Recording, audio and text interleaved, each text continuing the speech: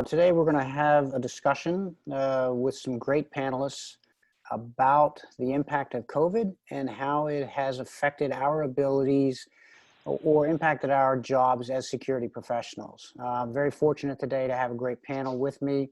So what I'm going to do before we get started is I'm going to go ahead and have everybody introduce themselves. I guess I'll start. I'm Tracy Reinhold. I am the Chief Security Officer at Everbridge. I've been in the private sector since 2012. Prior to that, I spent a career in the FBI where I got to do lots of neat, fun things. So with that, I will turn it over to Steve. Sure. Good afternoon. I am Steve Pazienza with Humana Incorporated, based out of Louisville, Kentucky. Humana is a health and well-being company. In my role, we are focused heavily on safety and security programs that support not only our associates and facilities, but our members and community wellness. So I've been with Humana for about 7 years in the same space. Prior to that, I was with the Secret Service and had some experience there, left, and then have entered the private sector in 2013. Great. Thanks, Steve. Sure. Renee? Hi, I'm Renee Taran. I'm Deputy CSO at Fortinet. Fortinet is one of the leading cybersecurity technology providers. Been with Fortinet for about 3 years. Prior to Fortinet, I spent over 20 plus years with the US government, with my last assignments being at the National Security Agency. Great. Thanks, Renee. Russ? Hi there, Russ Cost. I'm with Alexion Pharmaceuticals. We're a biotech company serving rare and ultra-rare diseases. I am the CSO, but was hired in as the Information Security Officer. We've since combined the organization, so we have a merged cyber and physical program. And actually, we have real estate and facilities tied into this group as well. Before that, my formative years have been with Northrop Grumman. So was in the early 2000s, so very much know the advanced threat there. And then Fidelity Investments, doing cyber operations there before coming to Alexion. Thank you. Great. Thanks, Russ. Larry? Hey, how are you? Larry Trichu. I'm the Chief Security Officer at Health Equity. And so we do health savings accounts and other consumer-directed benefits for employers and employees. And I have a converged security organization as well. So we do physical, cyber, fraud, privacy, different functions within one roof. And come to this from time in the military. I was in the Air Force, and then worked in security at GE, Synchrony Financial, and Barclays before coming here. Great. Thank you very much. Jeff? Good morning. I'm Jeff Wiggin, Vice President of Protective Services at American Family Insurance. Accountabilities was security, aviation, incident management, and intelligence and investigations. At American Family, we have a separate CISO who has accountability for information, data, and cybersecurity. I've been with American Family for 4 years, and prior to that, I was with the Department of Defense for over 30 years. Great. Thanks, Jeff. Lev? Good afternoon, everybody. My name is Lev Kubiak. I'm the Chief Security Officer for Pfizer, one of the world's largest biopharmaceutical companies. I've been with Pfizer for 4 years, and prior to that, I spent 24 years in the U.S. Customs Service and Homeland Security investigations. Thank you. Great. Thanks, Lev. Adam?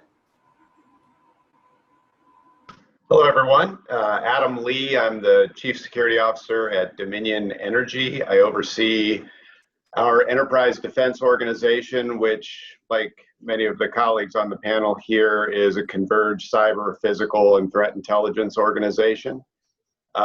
Our job collectively is to protect and defend Dominion Energy's $100 billion in assets and 22,000 employees spread across 20 states. We're a regulated utility, but we're really more than that as a energy company, and we can get into that through the discussion. Retired from the FBI 2 years ago into this position. I was the executive in charge of the office in Richmond, which is also where Dominion's headquartered. Natural fit, and we had a deep relationship because Dominion was one of the critical assets within my area of responsibility. So it's been a good transition. FBI career was largely in the criminal programs. In my investigative background, I did spend time in our cyber division, and then oversaw national security investigations as an executive. All right, great. So it looks like we have a fairly diverse panel. What I find interesting is we've got a cross section here of multiple verticals, but also important is that we have a couple of executives here who have a hybrid program that is responsible for both cyber and physical security. So we're seeing more and more of that these days. Currently, about 30% of companies globally have a consolidated platform where they leverage that role feeding up to the same executive. Now, there are still some companies that it is stovepiped, which has created some challenges for those companies, not insurmountable, but something that is trending towards a consolidation between physical and digital, which I think is important. One of the things that the main focus today, obviously, is what we're all thinking about, and that's COVID-19. So what I'd like to do is open it up with sort of a broad question about the impact that COVID has had on your responsibilities as either a CISO or a CSO.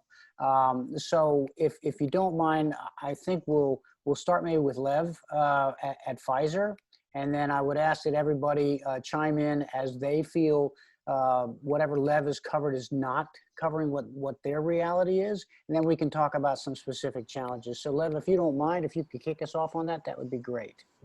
Yeah, sure. Thanks very much, Tracy. So just a couple of thoughts on that question.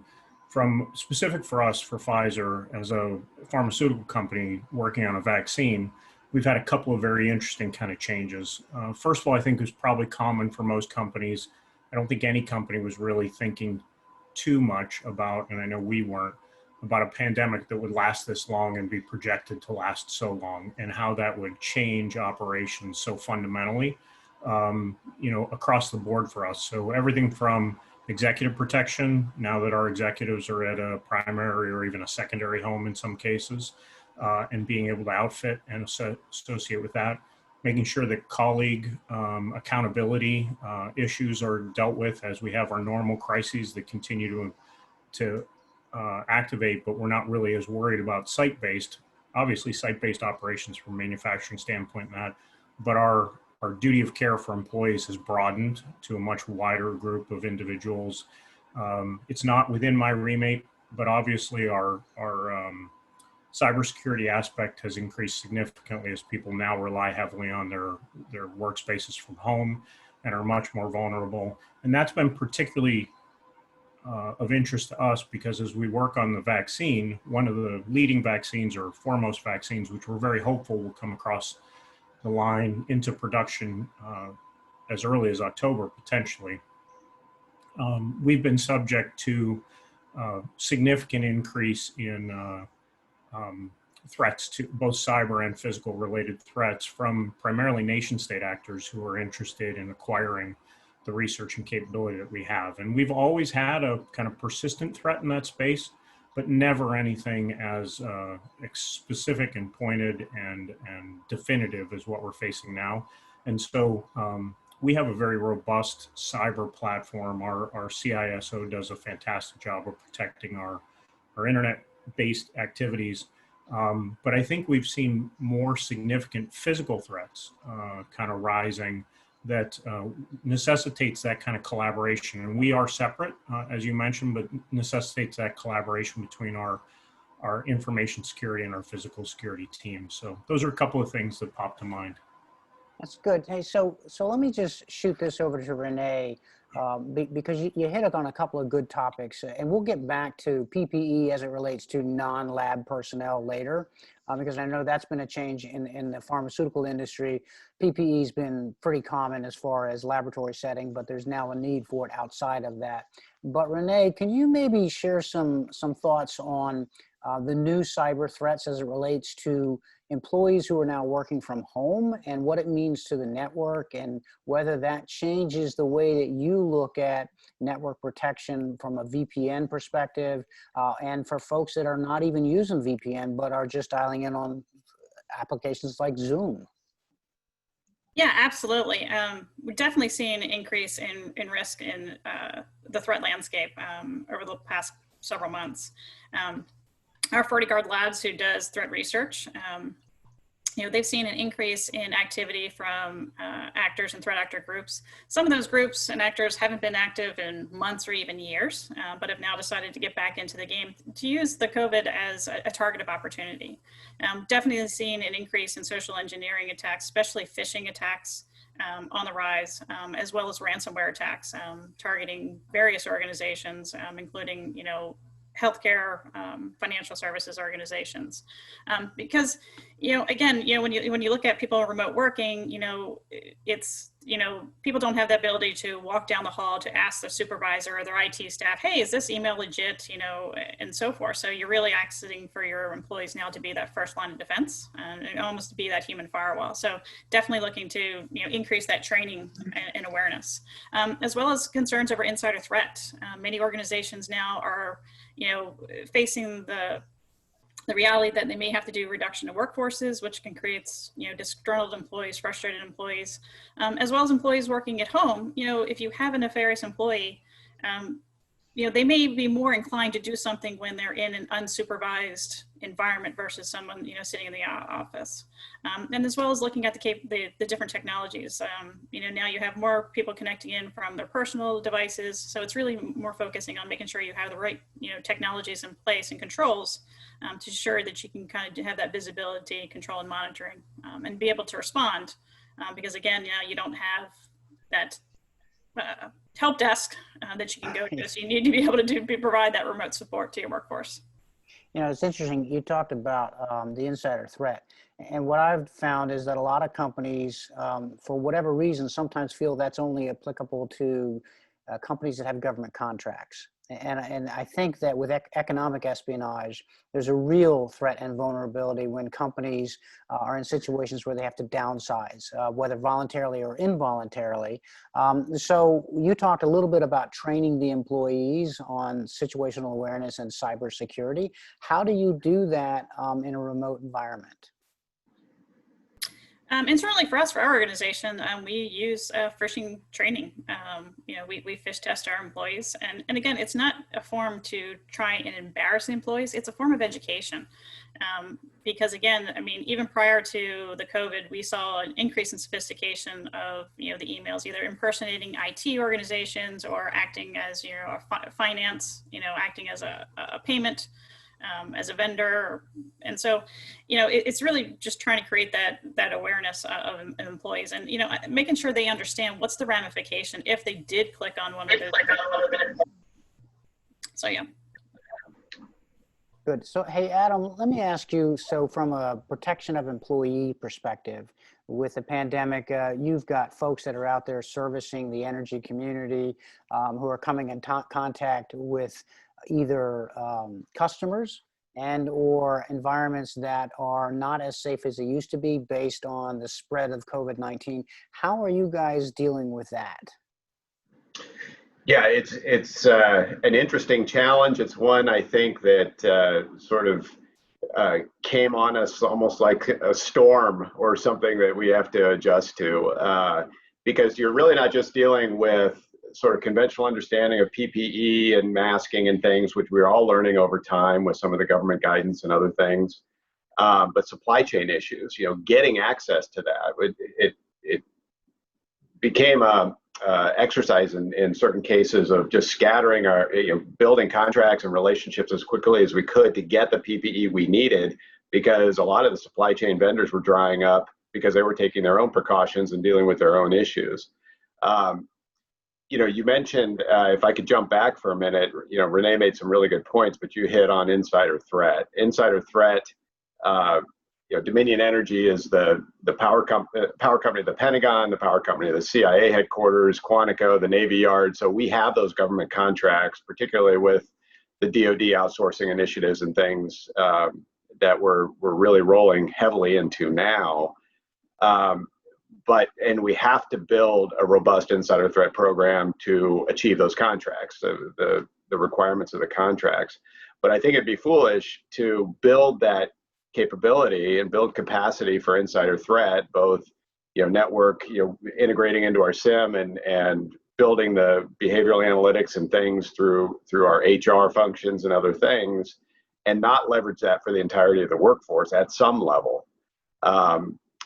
You may know, Tracy, from our conversations, we partnered with McKinsey & Company here at Dominion to build a threat center to bring all of these disciplines together to include an insider threat program with analysts solely dedicated to that.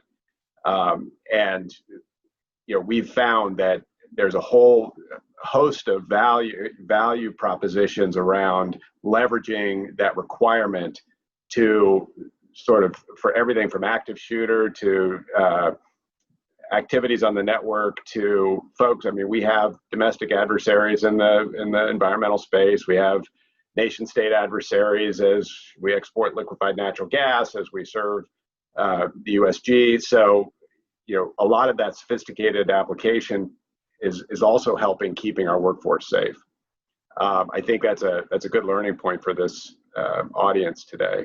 But to your point, though, of how do we keep our facilities, Dominion Energy services energy in the communities. We're not a customer-facing organization in that way, but we have to supply our workforce that not only is out in the communities, but the sort of redundancy and the depth that we had to build very, very quickly to staff our industrial operations centers and our compressor stations and our transmission and generation facilities. That was something, you don't have a workforce built to have that kind of depth. If you have contamination issues, you have to sequester people out. So those were challenges that almost in an EOC kind of an environment we were dealing with very early on in this. I'm sure that's not unique to our sector, but that was an interesting learning exercise for us. Yeah, I would imagine. So Jeff, let me shift a little bit to talk about how this COVID-19 has impacted your ability to provide duty of care to your employees who are no longer coming to a centralized location, and how you deal with your remote workers and their expectation of information dissemination and protection during this time of COVID-19. Tracy, that got cut out. I want to make sure that was for me. It was, Jeff. So if you don't mind starting off on that, that would be great. No, and I think that's the challenge that we're all going to face. And if we go back for American Family Insurance, what we were trying to do already is that we have, nearly 3,000 claims adjusters that work out in the field. We also have 2,500 independent, agents. So we're looking at tackling that problem. And how do we have employee accountability? So at a higher level, we're talking about employee accountability. And I think that's just going to be, exasperated now as we have more remote workers. With our 14,000 employees, we only had about 5% that were working remotely. The programs that we have right now are Return to Office and Reimagine Normal. And it is a lot of speculation. Are we going to go to 30%, 40%, 50%? Who knows? But it's going to be significantly more remote workers.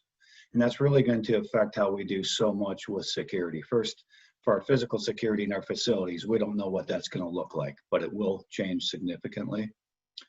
And that's why, and you and I had a conversation about a month ago about employee accountability. How do we do that in a better manner? Fortunately, we have a very strong relationship with our CSO.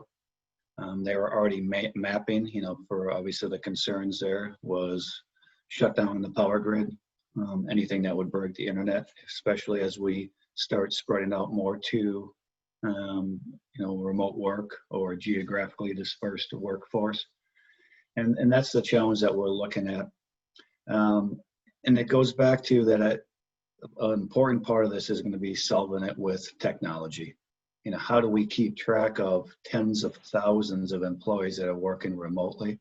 So I think that's where we're looking at those type of technology or AI solutions to better equip us for that.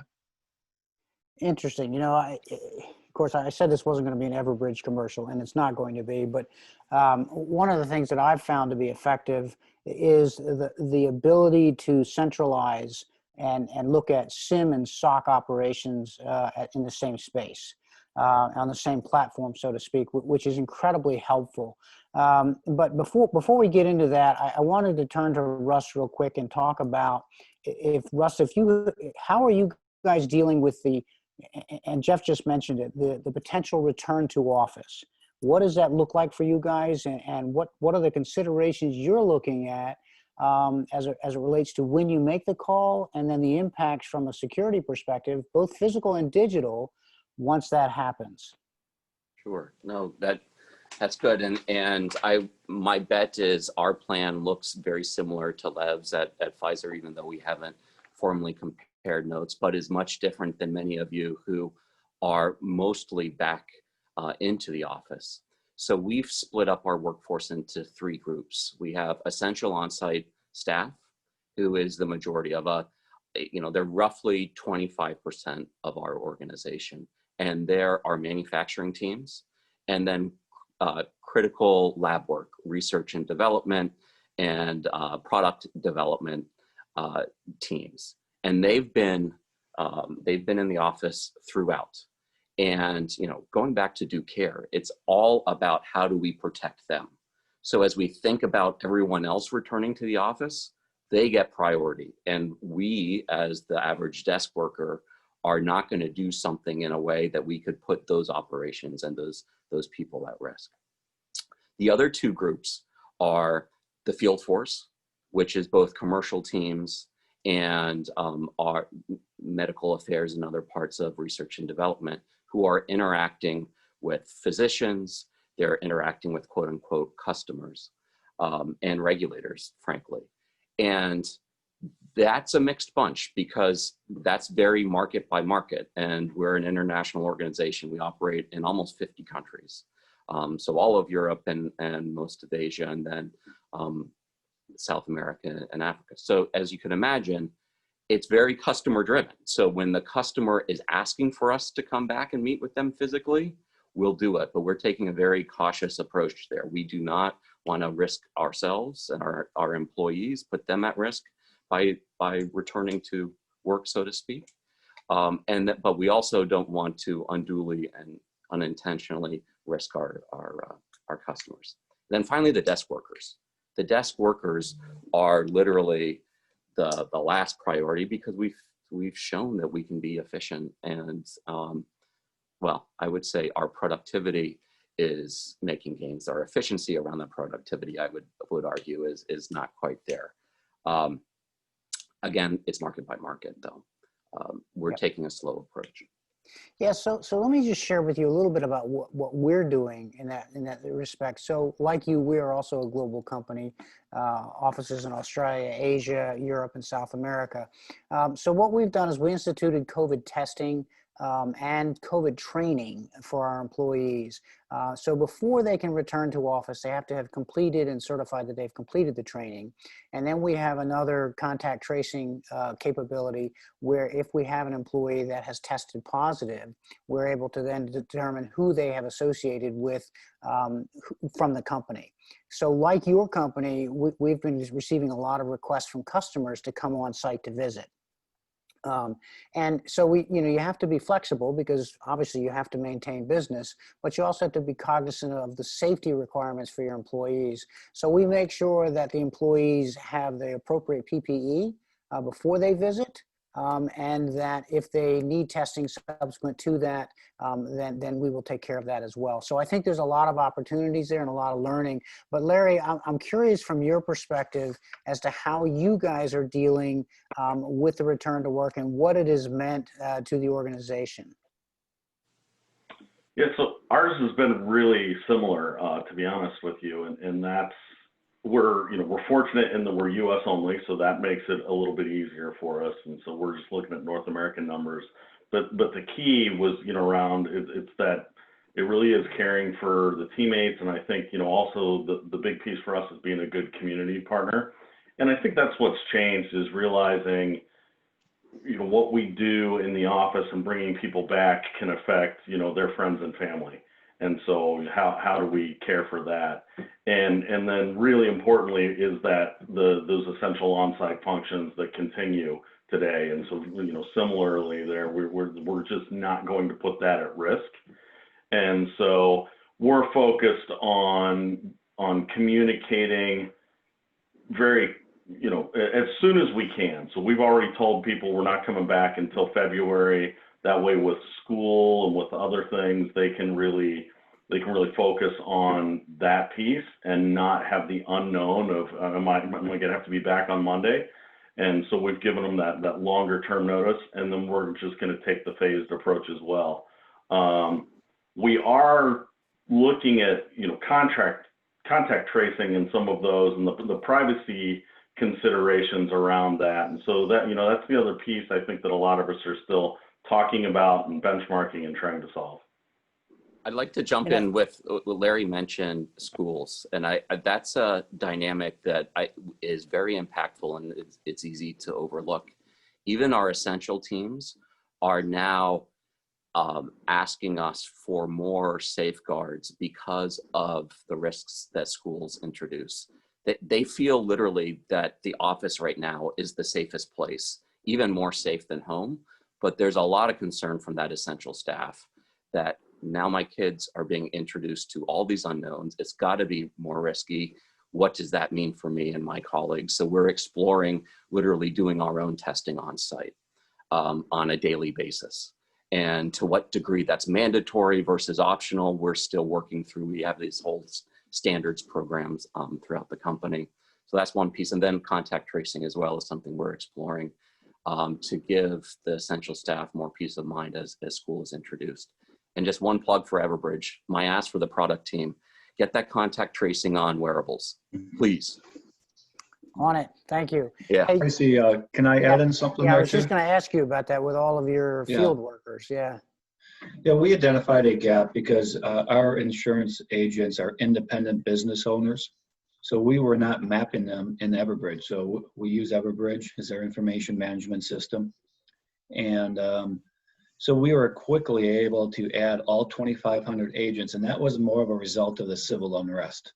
So that, I can't sit here and see a protest turning violent across the street from one of our independent business owners and not provide them an alert. So we identified that gap quickly, made updates to in our Everbridge platform, and we're able to work through the communication to give the alert. And I think that highlights why that technology is so important. Your first question is, how has our job changed? For me, it's demonstrating the criticality of what we do, for incident management. How do we assess the risk? How do we respond? And for me, it's being an advisor to all of our business partners. I don't have oversight of our pandemic team or our return to office, but I can provide some critical insight and awareness to these type of programs. And like contact tracing, we were not looking for that technology solution to that. And with 14,000 employees, we're going to have HR work through this in a very manual process. We know that's going to be a breakdown. So that's why, reaching out to you to be able to continue to leverage Everbridge, such an important technology device, is just another example of using that technology and AI to help solve these problems.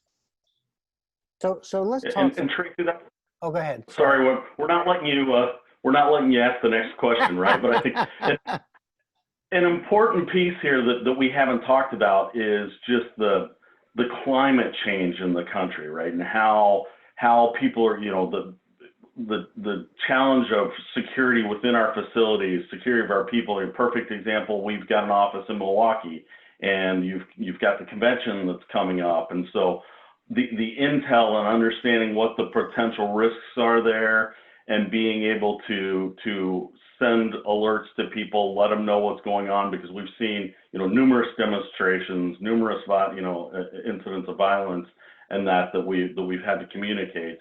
And then, the other piece is the health of our folks and the mental health aspect. And so EAP, and having that EAP and that resource and communicating that with people, making them aware that we care about their mental health and the resources that are available have been really important, not just from the external or the political environment, but the challenges of working remotely, and maybe the pressures of the home, increased domestic violence, things like that, as well as, those of us who are extroverted and we want to interact with people. So that's been a real change in our roles as well.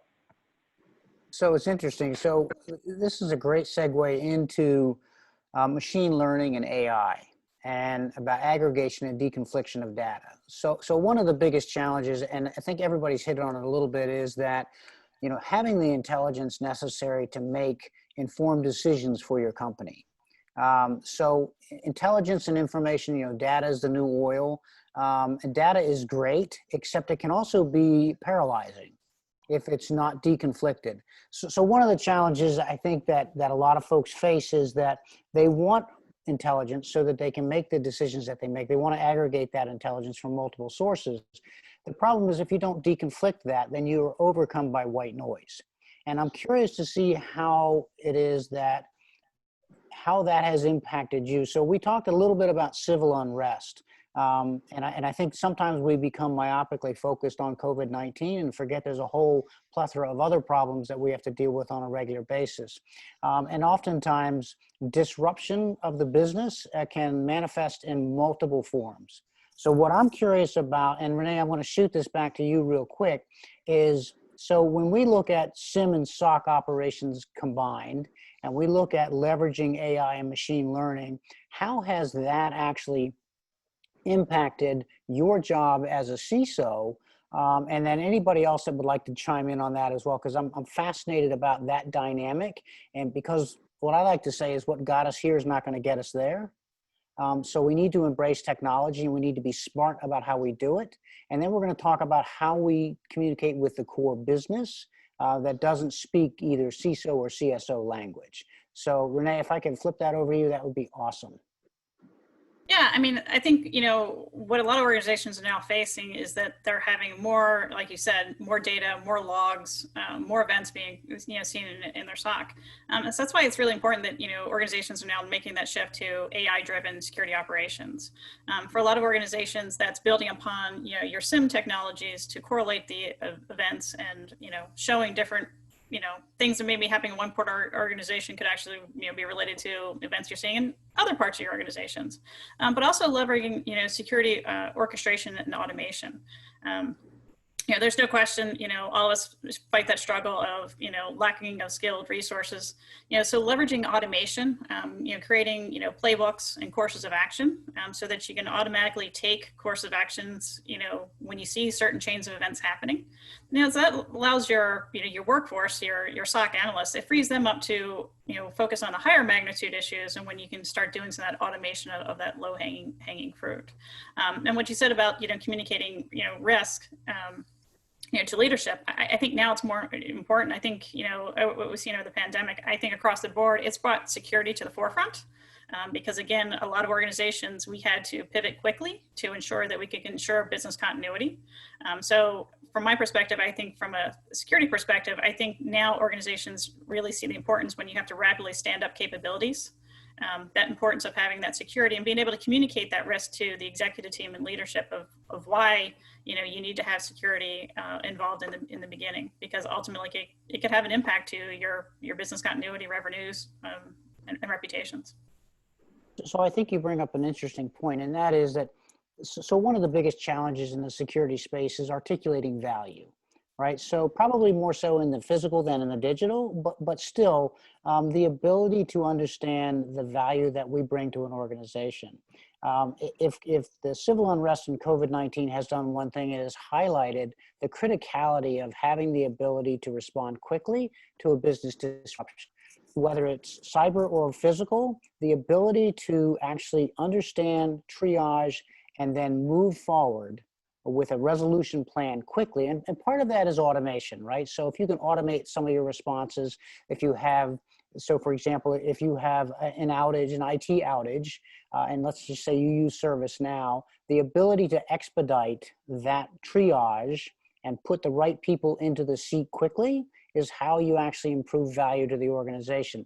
the same thing is true on the physical side. When you're talking about civil unrest, and Jeff, you hit on it, if you've got a facility, and we're not picking on Milwaukee just because you brought it up, but if you have, just pick a city, if there's civil unrest there, how do you ensure that your folks are fine? Do you have a system that allows you to automatically send a message to your employees that says, are you okay? That's the expectation of senior leadership from a security operations perspective. The other piece of it is transitioning that security operation to a value center in the organization. And you do that by articulating the value that you bring in terms that resonates with the key stakeholders in the company. So one of the questions that I have for all of you actually, and whoever wants to jump in is fine, is how do, especially in these times where we're being called upon more and more to de-escalate issues related to COVID-19 and civil unrest, how do you ensure that you have the budget and that you have the ear of senior leadership? So if somebody wants to jump in, otherwise I'll pick one of you guys.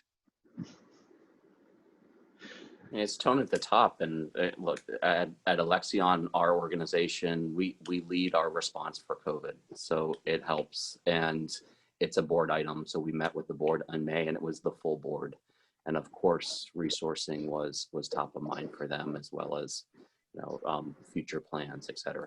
So I would say make sure it's a board topic. Good, yeah. Tracy. Yeah, one of the things I was going to mention is that, a lot of the conversation that's occurring really has a lot to do with sort of the culture of the organization as well, right? Some of the challenges that we've had, and again, none with reporting up to our management team or to our board as to what our value is from a safety and security perspective. I mean, that's something that monthly we discuss as a larger team. I will tell you that I think the largest challenge, and when you talk about resources, or how you talk about investments or increasing your budget, is identifying those things, right, proactively, whether it's part of your 2-year or your 4-year strategy of saying, these are the types of people we need on our teams, right? Renee was hitting it before. One of the things that I've requested for this year in particular is a data scientist to be on our team, right? From all the data that we have, the need for somebody to be able to get in there, analyze it, and really produce that value. We have a data lake essentially and within our industry that allows us to sort of go in, identify what we need and pull it out. But a lot of times we don't know what we need until we need it. So the ability to forecast that data to get us to a different point within our larger safety and security program is where we are. I think we've all learned this, whether it's through business school or other things, is that, getting that management team member buy-in and that trust and the empowerment from them to be able to make the decisions that we need to make is the key. And, I've been very fortunate in that space. So I think it's just, I'm not trying to produce a value around something that you prevented from happening, right? We've done that. We've tried that. It's really hiring the right talent on your team and showing your leadership that, it's not the traditional safety or security team, right? This is an agile transformation that we all have to go through, as business people, but as also the practitioners on this phone to say, things are changing, right? We have to change before it. And that's hard because that's a change management plan. So. Yeah, so you're talking about strategic and tactical, right? So we have a tactical responsibility during this time of unrest.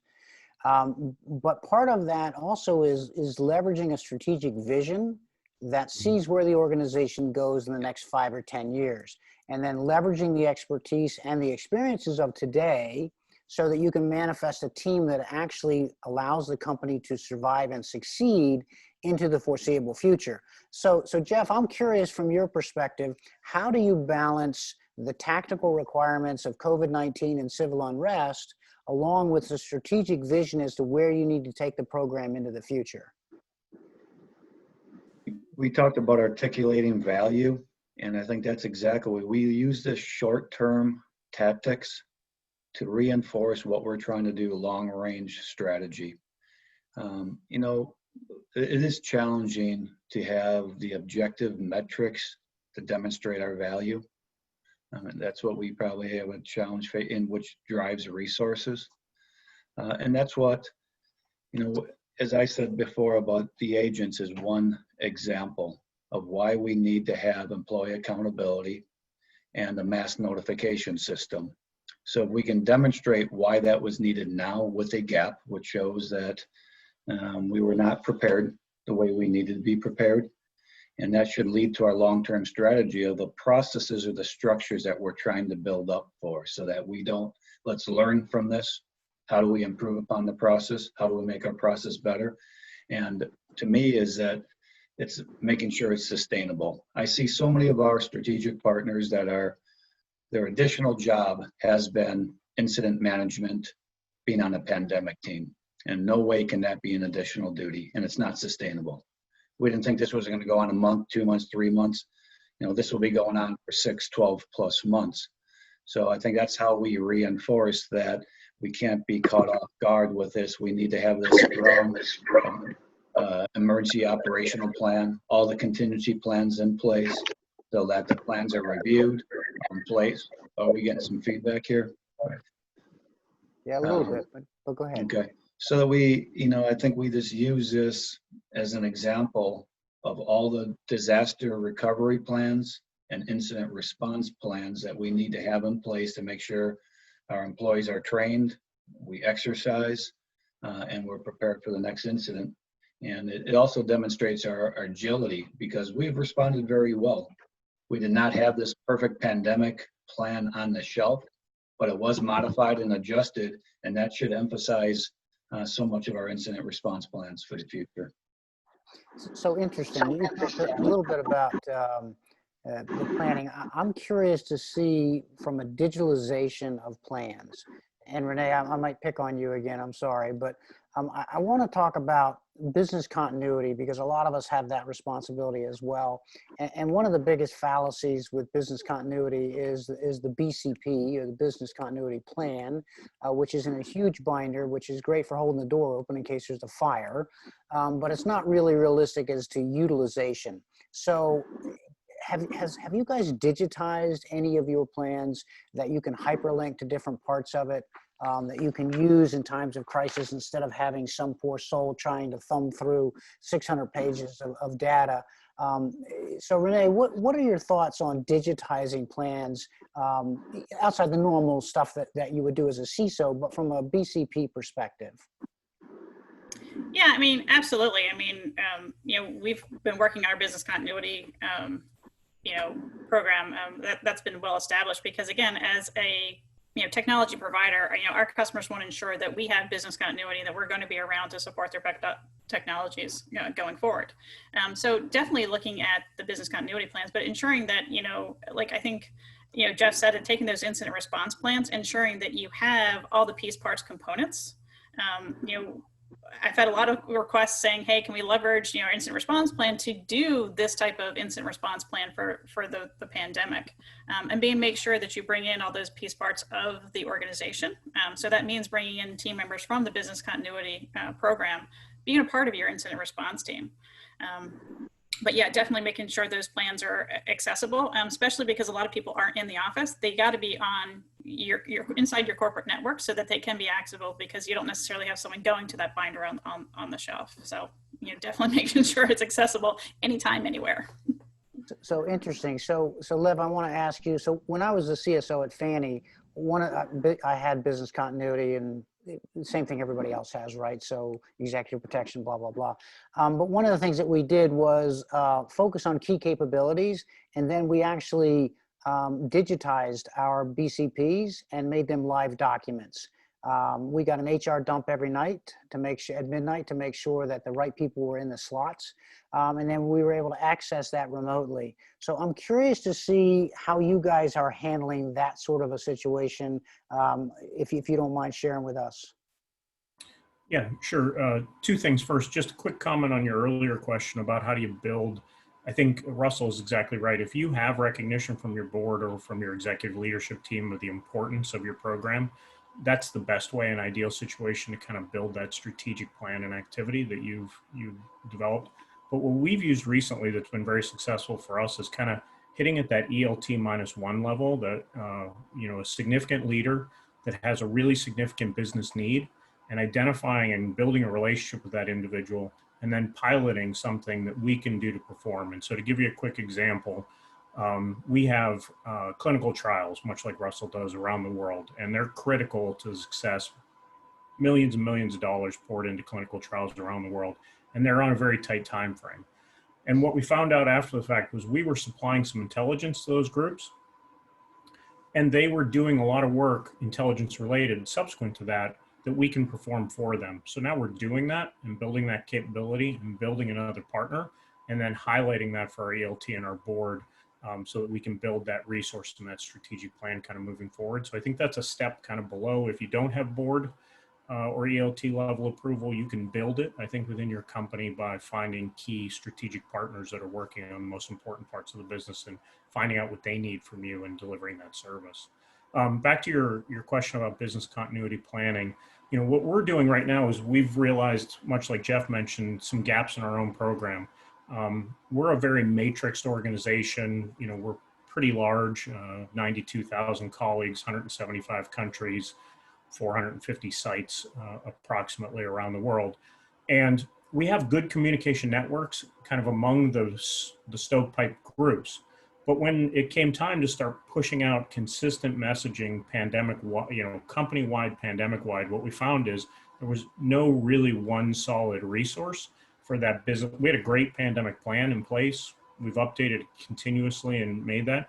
But the simple act of communicating to all the key leaders and to finding out who the impacted colleagues were, the Lebanon situation recently with the explosion continues to be an interesting evolution as we see the follow-on effects of that big explosion in that area, and then our colleagues and our site and our activity, and then figuring out how do we direct their needs, EAP, OHW, and others there.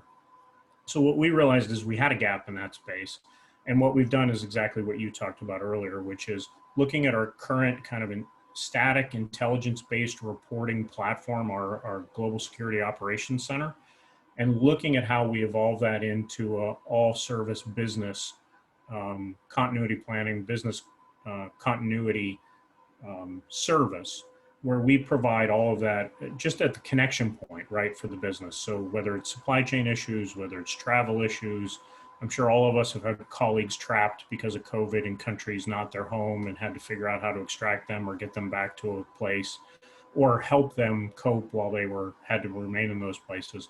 All of those things are one-offs that we'd like to synthesize into one big capability.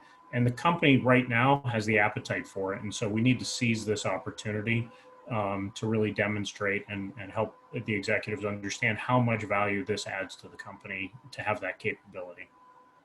Oh, fascinating. I mean, really, really good stuff. One other thing, I want to hit on one of the things that you talked about, and it's something that I sort of preach a lot, and that is developing executive champions in the business. It seems to be so much easier to get budget and resources when the person doing the ask is actually a revenue generator for the company. So I'm curious to see, I have found it to be very successful. I know I did at Fannie. But part of that too is bringing something to that executive leader that allows them to be more successful, and then having them articulate value on your behalf. And I think part of the challenge is being able to talk to somebody who's in the core business in terms that they understand and not devolve back to security speak. I think that COVID-19 and the current civil unrest has provided us a platform where we should have the ability to do that.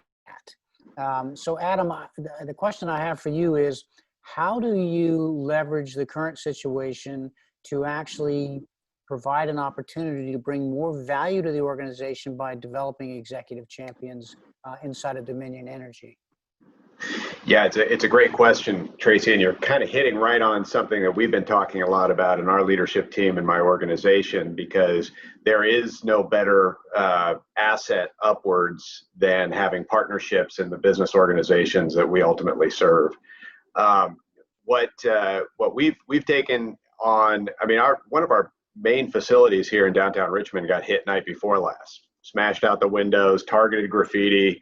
And that has a powerful psychological impact on the workforce, who's already fatigued with COVID issues and other things, having to entirely disrupt their lives, and now they're feeling unsafe when they actually do come in. They're having to walk right through what looks like a battle zone. So, we have been active in our employee notification systems. We have a vendor off-the-shelf utility for that, but also at the strategic level to engage those leaders in the business organizations. We've created templatized intelligence products that, we use the TLP, paradigm for. This is sensitive information. We had, say, a vendor in our supply chain hit with a nation state attack, or other supply chain issues. We're a regulated utility, so these are things that they need to know because they sit on boards of trade groups and they interact with government frequently and things. And going into those discussions informed is, I think, the best way we show value to them. And they have been advocates for us. We've grown our program in the last 2 years substantially, and that, I think, is largely due to having executive champions out of the businesses because of the increasing value they're seeing. And it's all through that communication, high level, strategic, very deliberate communication to hit right on the emerging issues that they face in those other meetings and other engagements. Interesting. Hey, Larry, let me ask you, how do you ensure timely dissemination? So, for example, you've got a responsibility to inform the board or the C-suite, and at the same time, you have a responsibility to dispatch the response capabilities. So how do you ensure that your communications up and lateral and down are done as efficiently and as effectively as possible? Yeah, it's a real challenge, I think, especially in our space. There's so much misinformation early on. And so I think what I've found is we tend to escalate too soon, right? And so it's one of those, and I'm fortunate in, I work for the CEO. And so, when I'm taking someone sort of like, there's only, one level above, right, to inform. And so it's more what I've told the team is we've got to make sure that we eliminate as much of the misinformation as we can. Bad news doesn't get better with time. And so we tend to do, what I found has been helpful is a really quick hit of, hey, this is something that's going on. We don't know anything yet, but we want you to know we're working it, right? Just give them the level of comfort that you're all over it and you were all over it before they raised the issue themselves. And then follow up with a regular, and that's what, again, the templatize, I think Adam mentioned the templates, right? We've got a standardized format for how that communication goes. We've got preset distribution lists for if it's a technology thing, if it's not. And so they know what they're going to get, what it's going to look like, and who it's going to go to every single time consistently. And that's really helped us out. Can I just build off of what Larry and this whole discussion? I think this is another perhaps feature request is I would love to see, as we digitize our crisis response and BCP plans, that we have individual playbooks built into our app that's on our phone. So whether it's the EC member or that EC -1, you've got that customized for this situation. Have I talked to this person? Have I done this, etc. So you don't have to think. The top 3 things you just do, follow the script. Right. So and I think that's the key, right? So part of it too is the built-in the customization. The other piece is being able to simultaneously disseminate information to various groups, which, and once again, I said it's not an Everbridge commercial, and it's not. But one of the things that I liked about this platform when I was a CSO at Fannie Mae was the ability to send a message to my CEO and to my crisis response team at the same time with different messages. Obviously, you're not going to send the same message to your CEO that you're going to send to your incident responders. You're going to want one to be much more detailed and one to be, as Larry said, hey, we're on it, we're working it, we're moving forward. So with certain templates, what you can do actually is create an environment that allows you to disseminate information to 9, 10 different groups at the same time from your app, which is great. So Renee, what I ask you and is how have you updated templates during the time that you're there so that multiple disseminations can happen at the same time? And what are the challenges with that as the situation evolves? So like a COVID-19, you know, we keep de-escalating and re-escalating depending on where you live in the country. You can open for business on Tuesday, but then it's closed back down on Thursday. How has that impacted your ability to inform senior leadership about potential risks that are being faced by the organization, both from an internal network issue as well as a cyber attack issue? Yeah, I think it may have been Russell that kind of nailed it. You know, we already have, you know, some of those customized playbooks in place, and they outline those communications. So again, it's really ensuring that they receive those templates of those pre-canned messages of, you know, here's what's going on. And again, they know to be aware of what those going on. But some of the biggest challenges is that, you know, making sure that, you know, when you have those distribution lists, you know, built, that you're constantly checking those lists to make sure that, because as people transition from one organization to another organization, you want to make sure that they don't have access to information they shouldn't have access to, as well as people, you know, new people joining the organization. So you got to work very closely with your HR department to make sure, you know, as people leave, as people join, that those people are on those right lists, and ensure that that communication is being flowing, you know, to who needs it and at the right time. Okay, good. So I want to shift gears a little bit. I know we talked about this was going to be about COVID-19, but one of the things that I want to touch on is how we build teams and then how we shift those teams into other parts of the business. So let me explain what I mean by that. One of the criticisms I got from one of my peers when I was still at Fannie was, you keep promoting your people into the core business. Why do you keep sending your good talent off? And my response was, I'm building security ambassadors in the business. So I'm curious to ask you guys your thoughts on taking your team, identifying real talent, and then promoting that talent into opportunities that exist in the core business. I'm a little bit, you know, Steve touched on it about building the right team. And once you've built the right team, how do you, because there's only so much space in the security realm for somebody to succeed. How do you, and your thoughts on that? Yeah, Tracy, I think, you know, again, exactly where I was going is that, you know, from a business perspective and what we do as the traditional safety and security team is probably not what it was 5-10 years ago, right? We're becoming relationship managers to the business. We have multiple lines of business. And one of the things that, you know, I do, and I obviously empower our team members to do, is meet with these senior leaders directly to, of course, provide the value and provide what we can do, right? Because if we don't know what issues they are that are impacting their business lines, they don't know that we have a solution for it, and vice versa. And so, you know, there's nothing better than advancing one of your team members within the org, right? Within your team or outside. We have been a very, I'll say young, not necessarily when it comes to the amount of time that our team members, both safety and security practitioners, have, because we've got about 350 years or so of experience in that space on our team. But at the same time, you know, there's a little bit of comfort, right, that you get familiar with sort of what you do and how you do it. I definitely operate in more of an uncomfortable situation, meaning that, you know, I would rather be in that so that we grow as a team. And one of the things that we challenge, and again, some of the team members listening today, you know, is, you know, look and see where you want to be in the future. And then when you go there, right, and again, I have no problem with supporting you as you go, is make sure that you don't lose that safety and security mindset that we all have, right, and apply it to the work that you do. It's an immediate added value to that business leader that just hired you. And so that's sort of the strategy within our team now. Thoughts? Can I build off of that a little bit? Yep.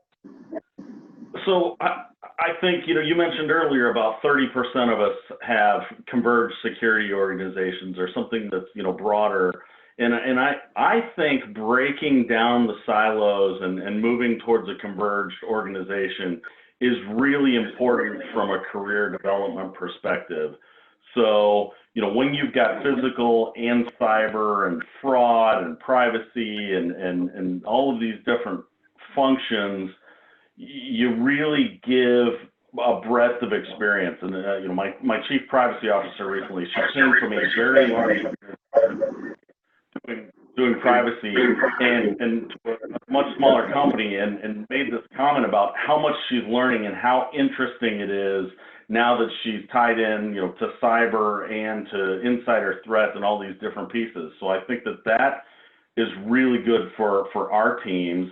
And then it also makes it much easier to kind of move cross-functionally. So if you think about the people from operations can transition into a fraud role or an insider threat role easier than into like a cyber or physical and so you really broaden the different functions within the business where you can share. And I've found that to be really, really helpful for culture and really, really rewarding for the teammates. So that brings up an interesting concept. And sorry, Russ. What do you guys think about? So I used to have a monthly staff meeting where I would bring in a leader from one part of the business, and they would spend a half an hour just teaching the security team about maybe the capital markets room and how they functioned and what it meant to the company. Because I felt that you couldn't protect a company if you didn't know what you were protecting. So it was kind of like being a student of the business. So I'm curious on thoughts on that. It seemed to resonate with the staff. It also, of course, opened their eyes to other opportunities, which was great. And then I used to leverage some executives as mentors for the team members so that they could have some exposure into the core business and broaden their horizons. So Russ, I know you were going to jump in there and I apologize, but I'd love to get your thoughts on that as well. I think that's super important, and I would just say that's where COVID has really come into play, in that it's brought us all together on almost a daily basis, even with these senior leaders that are now relying on us to help them with their problems in the face of COVID, which we've got probably another year of this with that group. So the relationship, trust, it used to be theoretical. Now it's, oh my gosh, I heard you saying that you could do this. Now I'm seeing it and I trust you to do it. So hugely impactful. It's kind of like, critical event management is what we do, whether it's cyber or digital or physical. We manage critical events. And so, Jeff, I know you've got a fairly extensive leadership background. I'm curious from your perspective, how we become more impactful and how our team members start to understand the value they bring to the organization. And whether it's through mentorship, whether it's through learning the business or opportunities to develop executive champions, I'm just curious as to where your thoughts are on that. Going back a little bit, I'm trying to change that perception, because sometimes the perception of security is not the most positive. And I refer to it as smart intelligence. Because no matter what the situation we are in, with the critical event management, you have a team of professionals that are very resilient, adaptive, broad range of experience, and that makes them very valuable to the organization. I really value active career management and making sure that I have a diverse team. And it was probably one of the best feedback that I received from one of our senior leadership team, is that, your leadership team can be placed anywhere within this company, whether they move over to our strategy section, our risk, over into our information security. And to me, that's exactly why it's so valuable that they have, career diversity. Sometimes you got to move from a manager lateral to a manager position. Recently, I'm looking at a, director moving to a manager position to a whole nother division, because it's just going to create so many more opportunities.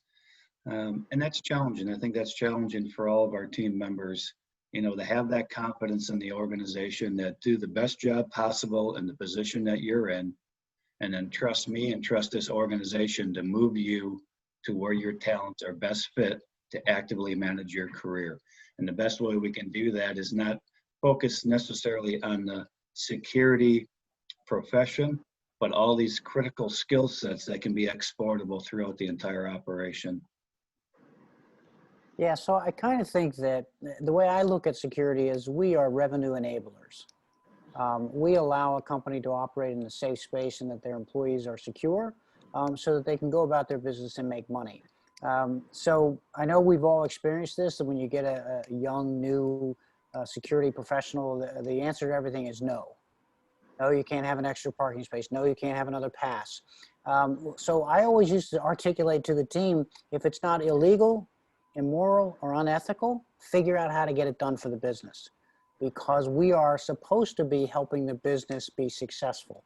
And so with that vein in mind, I am curious about how we actually change the mindset of people coming into our field and make them more successful in the business that they choose to spend their life. So maybe Adam, if you don't mind taking a hit at that, that would be great. Sure. Yeah, I love this conversation because I think for us at a regulated utility, I think for many in the space, and for us for many years, it was gates, guards, and guns. It was the standard sort of stereotype of security, and we've really tried to, I think with a great deal of success, transition to enterprise defense, where we're not security. We are defending the equity, the workforce, the assets, the reputation of Dominion Energy, and that's what we do. And it's absolutely essential that the security workforce has a clear understanding of what the businesses do, how they operate, and what their cultures are like. Because just for an example, and I think we're sort of hitting around it, but our technologists in the cyber branch of my organization all came out of the IT group, and in fact, cybersecurity was part of IT until we created this organization. And in that space, culturally, if you're working as an analyst and you're writing use cases for the SIM, or you're doing compliance work, that's second tier work. The operations wins. If you are supporting operations, you're getting your hands on with the business elements and supporting them with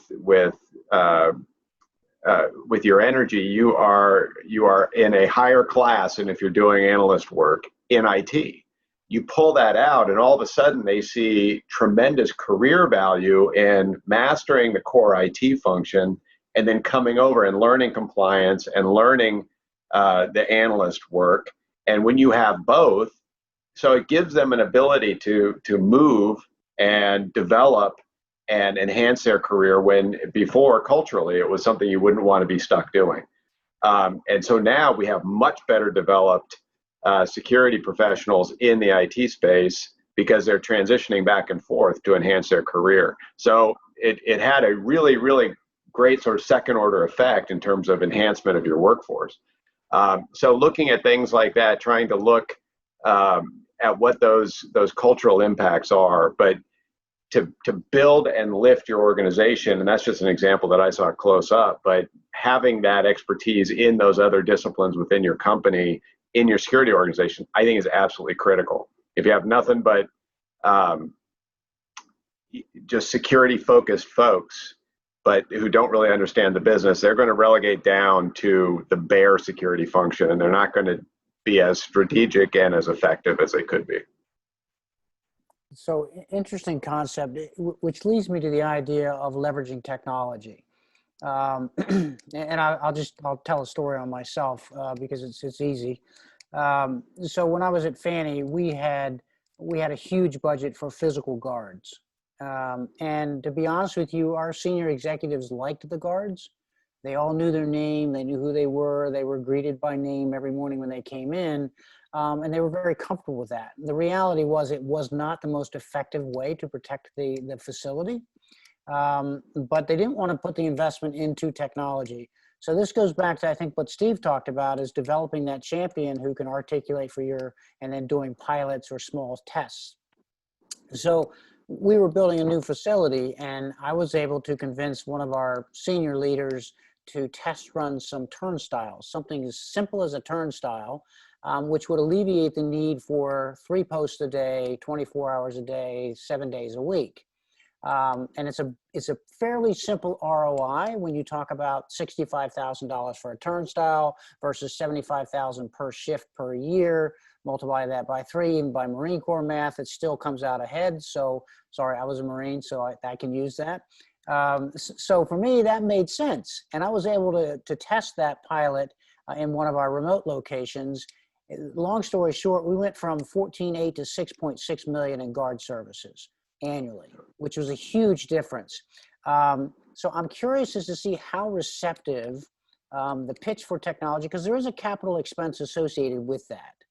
And how do you articulate the value of the capital expense? We use destination elevators in our new facility, which allowed us to better control access.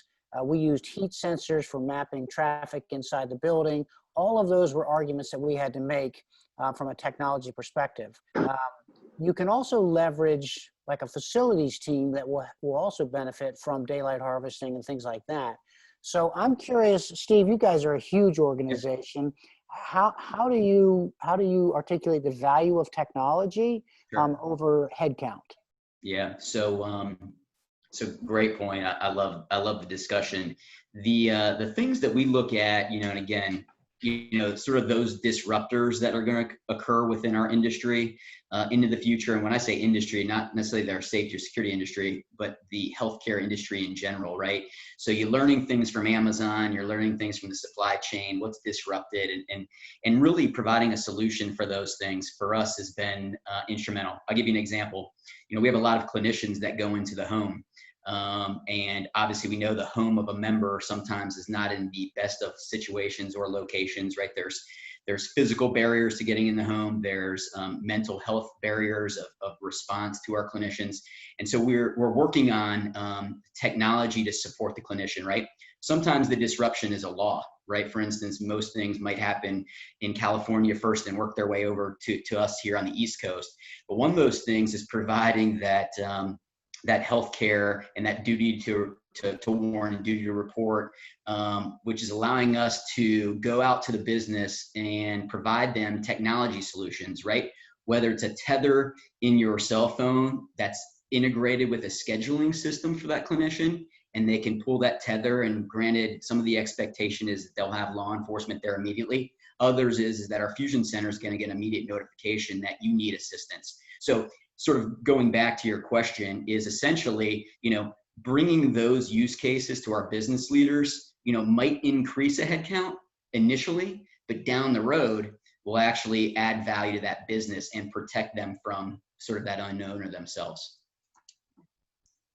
So interesting. So Renee, talking about, when we talk about the advantages of technology, obviously that's in your sweet spot, but some tips maybe on articulating to senior leadership why the utilization of technology might be a better option for those that are not in the cyberspace. Yeah, I mean, to be clear, I think it takes, for security, anyone knows it takes a combination of technology, people, and processes, and you need to have that balance across all of them. But in some cases, you can leverage technology for doing things like automation, doing things that, at machine speed versus doing things at human speed. So it really comes down to, being able to show that you can provide that balance, because again, it takes all 3 of those pillars to have an effective, security program. I work for a technology company, so in my case, it's a little bit easier. So I'm at an unfair advantage than some. My CEO is like, give me more of that security technology. But yeah, for a lot of organizations, it's showing that return on the investment, and that's going to be the key for a lot of organizations going forward. Is how can you show that ROI, but also that lower total cost of ownership when you incorporate those technologies into your environments? Yeah, and I think one of the areas that benefits that is the idea of how quickly you can recover from a disruption. So if you automate things, so it's an easy math to do. Every company knows exactly how much time, how much money they lose when they're down. If you can shorten that downside from a security perspective by automating some of your responses and getting boots on the ground quicker, then you shorten that disruption, which then adds to value for the organization. So you may have a capital expense of a couple $1 million, which is easy to justify when you talk about long-term impacts for business disruption. And so for me, that's always been the key, is how do you articulate value in terms of how quickly can we get back to revenue? Because every organization has to make money to survive. And if you can actually expedite that return, then they will not lose as much revenue as they would have before. So Jeff, I'm curious from your perspective, how you articulate that with your leadership when it comes to, do you use disruption resolution as part of the metrics that you use in your team? It is. It's a fine line. I never want to use fear factor as a means to, garner support or influence support for a program. But that's the reality. It's that preparedness. The more that we can be prepared. I look at it similar to exercise. Every time we exercise, it's a business interruption. So we can go on far ends of the spectrum. We don't exercise, we don't interrupt the business, but we're not prepared. So when there is an incident, we're going to shut down for a long time. And we've seen that when there's an active shooter incident, how long that business is closed down. So what I'm trying to do is build critical skill sets that are exportable. For example, an active threat program, typical run, hide, fight, whatever you want to call it in your organization, but run, hide, fight. If we can exercise and partner up with our safety team for a fire drill on the evacuation, or the same thing for a tornado for a shelter in place, that we're building these skill sets that are exportable no matter what situation that we're in. And then we demonstrate that these exercises are so important, but I have not been able to find a way to quantify it. It is subjective in nature. Insurance is run by actuaries. Everything is objective risk assessment. And that's challenging because in security, no matter what we try to do to have objective metrics or how do we value our services, it's not objective. We look at risk assessments, we say they're objective, but the bottom line is that they're very subjective in nature. But depend and trust our experience, because you can ask me to do objective assessment, it may take me 2 or 3 months, but based upon my experience, I can subjectively assess that risk and try to communicate it in a very positive manner of why we need to do this. Good thoughts. Hey, Larry, since you have both digital and physical, maybe shed some light on how you were able to bridge that gap and reduce that vulnerability between the two organizations, between digital and physical. So, because in my opinion, that's where risk lives, is that air gap between digital and physical. And how have you successfully, closed or lessened that gap in your role? Good. Oh, I'm glad you asked me this question, not the last one, because if the guy with the actuaries can't answer the last one, nobody can, right? But yeah, so it's interesting because I think there's all this tradition around the different, physical has been around for a long time. It's well established. And the cyber side, some of that tends to be kind of new.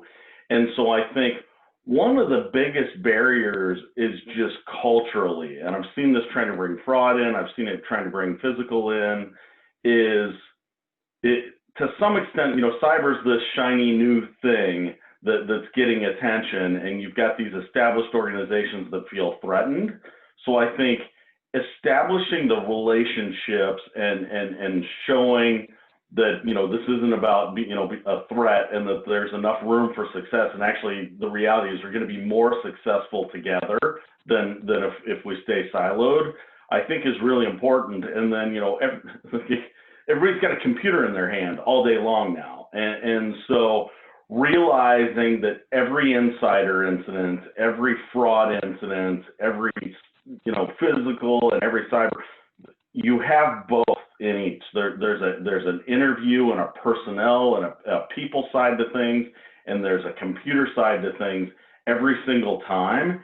And so really just getting those organizations to work together and to realize that and getting them aligned on shared goals, it kind of happens naturally, to be honest. Yeah, so what I found was co-location helps sometimes, if possible. Yeah. And the other thing that helps is joint exercises. So you sort of demystify the process. It's, we used to say it's really hard to vilify the guy you sit next to every day. So it's easy to vilify somebody you don't know or don't understand what they do. So demystifying both sides of it and showing value, I have found has been helpful. I'm not saying it's the answer, but it has proven to be somewhat beneficial. I'm curious as to anybody. So Adam, I know you have both sides as well. And I'm curious what your thoughts are. Yeah, I think if you're going to try and bring those disciplines together and integrate them without co-location, good luck. I mean, I think that would be virtually impossible to do effectively.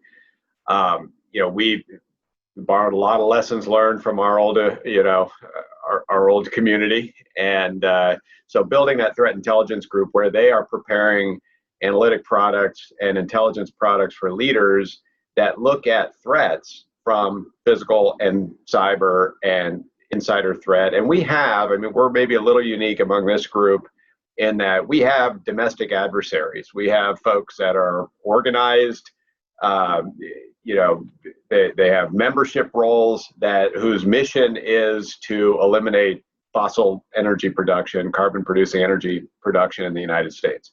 And they're direct action groups. So they're burning our equipment on the Atlantic Coast Pipeline construction project, which, we're no longer pursuing. But they're, three of the people arrested in the riots downtown Richmond were known environmental adversaries that have been on our construction sites over time. So these are groups that are organized. They cross-pollinate into other extremist movements and things. And they are sometimes students. We do recruitment fairs at schools. A lot of these folks are at elite schools here in Virginia. And what better way to put a dent in carbon producing energy than to get a job inside it and work against their interests? So these kinds of things, if we're writing analytic products, scrutinizing and analyzing that, you got to look at it from the vulnerability to the network, to activities among the workforce, to spotting and assessing folks that are maybe. I don't know about everybody else, but it looked like Adam froze on my end. Are you guys still here? I can hear you, Tracy. All right, you're back. Am I back? Yep, you're back. Go ahead. Good. Oh, I was giving such a great speech. I don't know where you lost me if we're still on here, but just the co-location piece I think is absolutely essential. I think integrating through that understanding of the threats to your industry by looking at it from both perspectives, however the threat actors are trying to put a dent in you, I think that helps culturally bring those folks together. And then to the extent you roll out to your organization, to other executive colleagues within your organization, your capabilities around each and how they're improving their defensive posture, I think is key to building strength among them. Great. I would just add that beyond the physical piece, and this may actually take some forcing, but bring the operations together. So whether it's your data loss program or the projects themselves, bring it together. And even if your team isn't quite sure how that's going to work, you need to be a bit of a forcing function at the top. I agree. I kind of agree, like with what Adam said. It's like our operations centers are now becoming more of like fusion centers, where we're bringing in your network operations team, your security operations teams, and your physical security teams. Because a lot of times when you're doing incident response at this point, if there's an outage, you don't know if it's because it's a hardware failure on the network team side or that outage was done by, a breach of the system. And same with the physical side. When you're dealing with a cybersecurity incident, you don't know if that incident was starting as attributing because there was, a physical security breach. So definitely having that, cohesion inside a single operation center is definitely a value for organizations. Yep. I did want to make one last point on around the actuary comment and showing the value and getting your program funded. Having a third party do an active test against your defenses, whether it's physical or logical, is a huge upsell. You have to wait until the time's right. So we recently did a red team on the cyber front, and we chose what level of sophistication the attackers would come in at, and we chose nation state only because we knew we had advanced to the level where that made sense. And it showed a bunch of gaps that we didn't know we had. We thought they might be there, but it was very specific. And now you have a to go with projects. Great point. Really great point. So we're just about out of time, but I wanted to give everybody an opportunity for a parting thought for the audience. If there's, whether it's COVID-19 related, whether it's team building related, whether it's development of a champion, I'd love to get a thought from each of you about what's important to you as far as leaders in the security field. So why don't we go ahead and get started? Larry, why don't you kick us off? Yeah, so let me just start with kind of where Renee was, I think, on the fusion center idea. So if you think about all of the things we've talked about, business continuity, communications, career development, finding talent, and all of that, I really think that security operations center, that fusion center, is a key tactical piece to that. And oh, by the way, the success from that is going to lead to, the executive team will see that. That'll lead to, increased investment in the security function itself. And so I think we really can't underemphasize the importance of bringing the teams, this cross-functional team together and integrating the processes and teamwork there. And then, and certainly the Everbridge, the Everbridge commercial, it shouldn't be undersold either, right? That ability to very quickly reach out and protect your team members and others too. So that's it for me. Great. Steve? Yeah, sure. So just to build on Larry's comment about the Fusion Center. Sorry about that. I would leave in the parting comments being deepening relationships with whether they're internal or external stakeholders. I think that's the number one thing that I would leave from this conversation is, where you can, whether or not those are senior leaders within your organization or people on the ground, having those conversations about what you do, why you do it is so important. Excellent. Thank you. So Lev? Yeah, so just maybe a tactical example of something that has worked for us recently in building collaboration with the business. We've found a lot of utility in inviting external business partners, key business unit partners, into global security for a short-term secondment. So we created an attorney rotation period 1 year at a time and are building attorneys that now know what we do much better while we get their legal advice. We've created a country manager secondment so they can come into us for 90 days at a time. That's a key position for us at a leadership level, and oftentimes they go higher than that. And they learn security aspects as an aspirational country manager, somebody who's responsible for that entire area. And we also find on short-term projects that we take on ourselves, because we're a unique entity and that we touch the entire company, there are a lot of very stovepipe groups with really fantastic expertise, think finance, think digital, and others, that want to come in and participate and add value to those groups and gain exposure to a broader area than we've had activity for short periods of time. And so those three tactics has helped us build a lot of buy-in from business in a more, I guess, subversive way, if you will. Great, thanks. Renee? Yeah, I mean, from my perspective, I think over the last couple of months, I think every organization, can essentially be using this as a learning moment by looking at some of the technologies and processes that we've had to quickly put into place to address the current pandemic. And hopefully we can start leveraging those going forward, because, you know, today it's a pandemic, tomorrow it could be a terror attack, tomorrow, the next day it could be, you know, even, you know, natural disasters. So hopefully we can leverage some of those things we've learned. But the one thing I think we mentioned also is we're really talking about preparing that next generation workforce, whether that's doing cross-training, you know, mentoring. I know I don't plan on doing this forever, but, you know, we need to make sure that, you know, all of us are doing our part to build diversity in the workforce, but also, you know, doing the right things to build that next generation workforce and, you know, ensuring that they're paying it forward, you know, for time to come. Great, thanks. And we have two more. Jeff? I'm sure we all have stories like this, but a couple of weeks ago, I had a senior leader reach out to me with an employee concern. They said, well, it's not a big deal. They're only making monetary demands. So as our intelligence analyst looks at this and we see unraveling of the situation, escalating,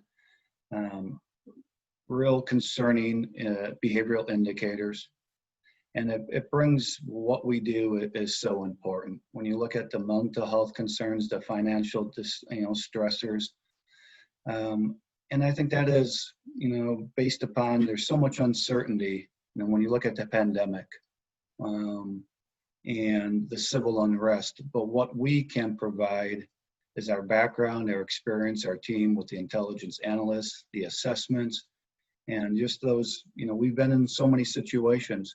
So let's not hold back on how we can provide recommendations, and what we can control is how we provide stability to our organizations. Great. Adam? So a lot of great points. I'm not going to repeat them because as they're moving through, it's like, oh, that was mine. That was mine.